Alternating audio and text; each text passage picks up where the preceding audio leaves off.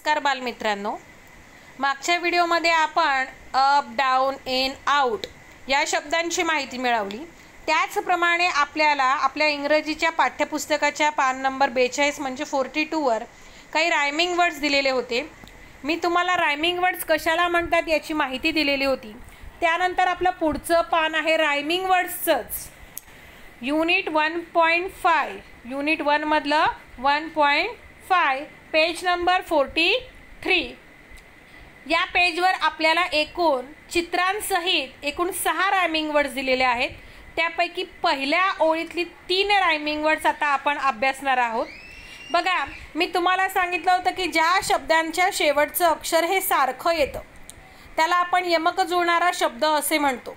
उदाहरणार्थ त्यांनी बघा पिक्चरसहित दिलेलं आहे, BAT बॅट, CAT कॅट। जर आपण पाहिलं तर बॅट आणि कॅट या दोनही शब्दांच्या शेवटचं जे काही अक्षर आहे ते काय आहे? टी। काय आहे? टी आहे। त्यानंतर पहा बॅग, टॅग। बघा बॅग दिसते आहे, बॅगेला एक बाजूला लेबल दिसते, त्याला टॅग असं म्हटलं जातं। दोन्ही शब्दांचं शेवटचं अक्षर काय आहे? सारखं आहे।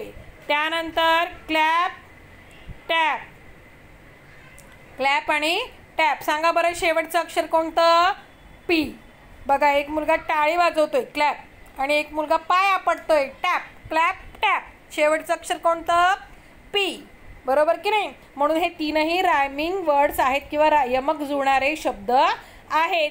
तुम्हाला रायमिंग वर्ड्स कशा प्रकारे आपण शोधायचे किंवा कशा प्रकारे रायमिंग वर्ड्स असतात यासाठी आपल्याला आपल्या पाठ्यपुस्तकामध्ये चित्रांसहित रायमिंग वर्ड्स दिलेले आहेत। Bat cat, bag tag, clap tap. दिसतायत सर्वांना? हां, तुम्ही सर्वांनी काय करायचं? चित्र काढणं मला अपेक्षित नाही। हे जे पहिल्या ओळीतले 3 रायमिंग वर्ड्स आहेत, बॅट कॅट, बॅग टॅग आणि क्लॅप टॅप, हे पाठांतर करायचे, एक एक ओळ भरून लिहायचे आणि माझ्या व्हॉट्सअपला पाठवायचे। धन्यवाद।